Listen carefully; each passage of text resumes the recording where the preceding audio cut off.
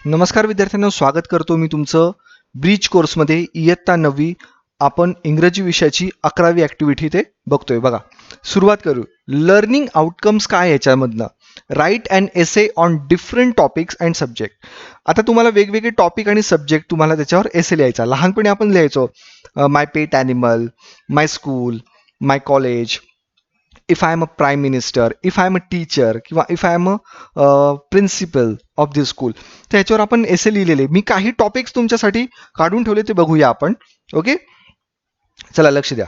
Mobile phone, हाय, internet, नंतर Diwali, independence day किंवा तुम्ही 15 ऑगस्ट म्हणू शकता, नंतर होली, स्वच्छ भारत अभियान, इम्पॉर्टन्स ऑफ एज्युकेशन. हे काही पॉईंट्स तुमच्यासाठी काढले आहे. याचं कारण की हे एक छान पॉईंट आहे. याच्यावर तुम्हाला खूप जास्त माहिती मिळू शकते आणि त्याच्यावर तुम्हाला विचार करायला सुद्धा बराच वेळ मिळू शकतो. ओके, आता वळूया आपल्या ॲक्टिव्हिटीकडे. Instruction for teacher and parents facilitators. Teachers तुमच्यासाठी काय इन्स्ट्रक्शन आहे बघा. Explain the process and steps of essay writing. Essay रायटिंगसाठी काही स्टेप्स असतात. त्या स्टेप्सला मी 5 कॅटेगरीमध्ये डिव्हाइड केलेलं आहे. म्हणजे मी स्वतः केलेलं आहे आणि विचार करून केलेलं. खूप असं काही तज्ज्ञ शिक्षक नाही आहे मी, पण मी विचार करून हे करण्याचा प्रयत्न केला. तर बघूया काय एक्झॅक्टली त्या एसे रायटिंगच्या प्रोसेस असतात त्या. ओके, बघा, process on steps of essay writing. पहिलं, पर्पज. एसे लिहिण्याचा पर्पज काय. ओके, सेकंड, एसेला तुम्ही काय टायटल देणार.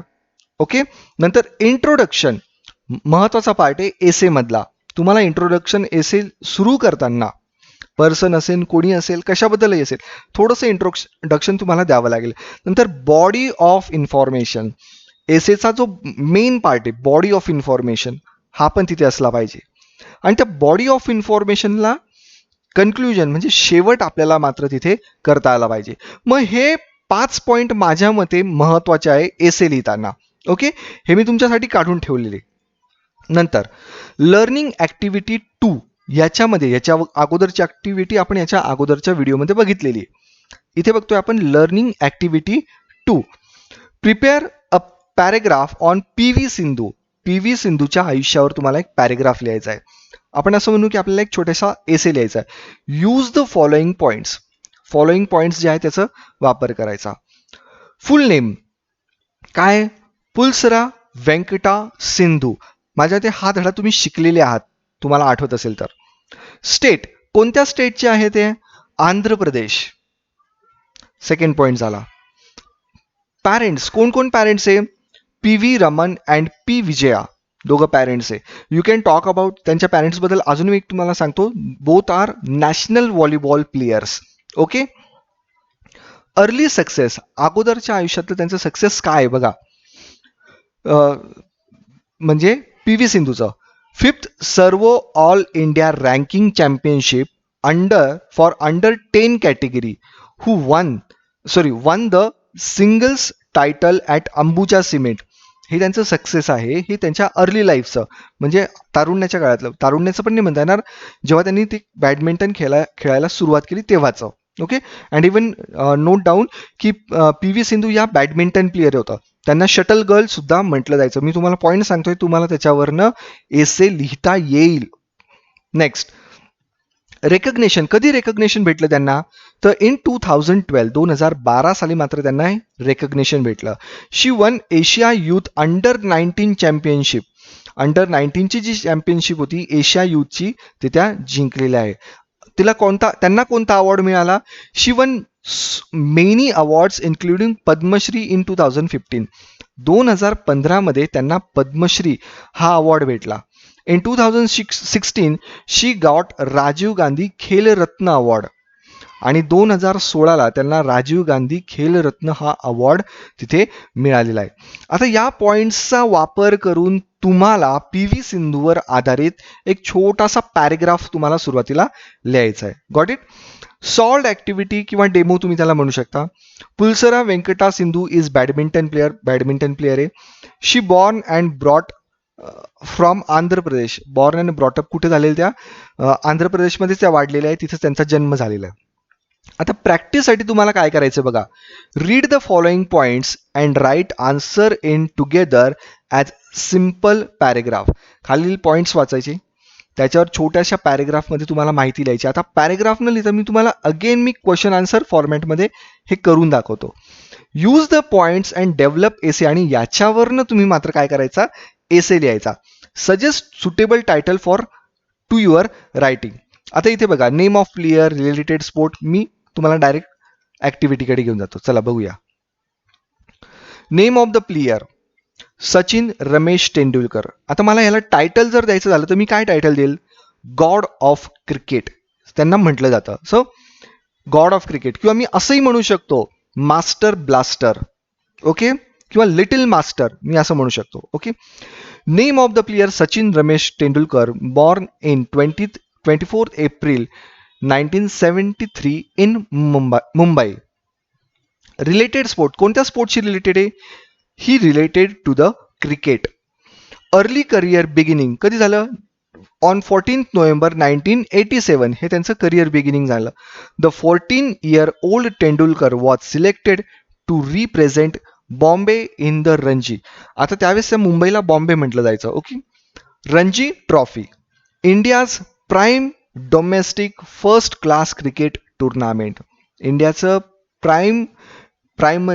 Premier domestic first class cricket tournament आहे. कोच, त्यांचे कोच कोण होते, आचरेकर सर.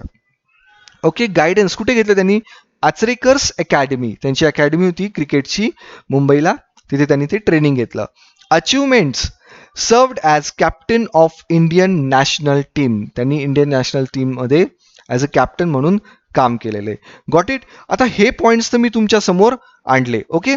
नंतर आता तुम्हाला यावर आधारित म्हणजे या पॉइंट्सचा वापर करून तुम्हाला त्या ठिकाणी काय करायचं आहे, तर तो एसे लिहिण्याचा प्रयत्न करायचा आहे. समजते विद्यार्थ्यांनो.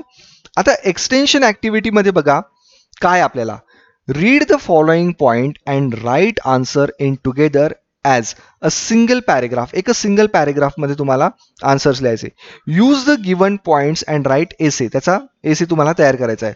आता मेन सीझन समर याच्यावर तुम्ही एसे लिहून बघा, मान्सून, विंटर याच्यावर एसे लिहा, किंवा देअर फीचर्स, हॉट असतो, कूल असतो, वेट असतो, ड्राय असतो, वॉर्म असतो, हे फीचर्स झाले त्यांचे. सो त्याच्यावर तुम्ही एक एसे लिहू शकता. इव्हॅल्युएशन, माय हॉबीज. आता माय हॉबीज तुम्हाला माहिती आहे, म्हणजे तुमच्या स्वतःच्या हॉबीज तुम्ही सांगू शकता. कोणाला क्रिकेट आवडत असेल, कोणाला रीडिंग आवडत असेल, कोणाला टी व्ही पाहायला आवडत असेल, कोणाला गाणं आवडत असेल, म्हणजे प्रत्येकाच्या हॉबीज ह्या वेगवेगळ्या असू शकतात. आता माझी हॉबी काय त्याच्यावर तुम्हाला लिहायचं आहे, तर हे त्यांनी काही पॉईंट्स दिलेले, त्याच्यावर आधारित मी अगेन हे सर्व पॉईंट्स तुमच्यासमोर घेऊन येतो. बघा, write and essay on my hobby. आता माय हॉबी याच्यावर मी एक एसे तुमच्या समोर प्रेझेंट करतो, म्हणजे ॲक्च्युली एसे नाही येतो, व्हॉट आर माय हॉबीज, मी माझ्या हॉबीज काय काय ते तुम्हाला वाचून दाखवतो. ओके. चला लक्ष द्या. Your passion hobby, I like to play flute. Flute is the best instrument I love to play. It is also known as wind instrument because it is played by Shri Krishna. That's why I like this ancient instrument. झालं, ही मी माझ्या hobbies बद्दल बोलतोय. Spending time, most of the time I spend an hour for this. एक तास मी याच्यासाठी घालवतो. Because I like to play flute. Learning skill, याच्यातलं लर्निंग स्किल काय, ॲज इफ नाऊ मी काय करतोय, classical Indian music with some Bollywood songs. मी क्लासिकल म्युझिक शिकतोय आणि त्याच्यासोबत बॉलिवूड सॉंग सुद्धा मी वाचवतो. इंडिव्हिज्युअल और group work, I generally do this activity individually. हे मी माझ्या स्वतःबद्दल सांगतोय. I generally do this activity individually because it gives me a pleasure. Enjoyment with achievements, काय होतं, I enjoy playing flute and have participated in various programmes. वेगवेगळ्या कार्यक्रमांमध्ये मी सुद्धा भाग घेतलेला आहे. नंतर get fresh and recognition, I feel good when I play flute. I don't do it for recognition. मी काय रेकग्नेशनसाठी हे करत नाही, ओळख मिळवण्यासाठी मी करत नाही, पण मला हे आवडतं म्हणून मी फ्ल्यूट वाजवतो. अंडरस्टूड. आता आपल्या ॲक्टिव्हिटीकडे आपण पुन्हा वळूया. या हॉबीज जशा मी माझ्याबद्दल बोललो तसं तुम्ही तुमच्या स्वतःच्या हॉबीजबद्दल सांगू शकता. समजतंय तुम्हाला? नेक्स्ट आपण बघूया. आता दीक्षा ॲपचा कुठल्याही प्रकारची लिंक इथे नाही आहे आणि माय टेक अवे. तर मला काय वाटतं की आज आपण काय शिकलो? I learn how to write an essay और I learn how to think about an essay in a question answer format. Understood. Thanks for watching my video.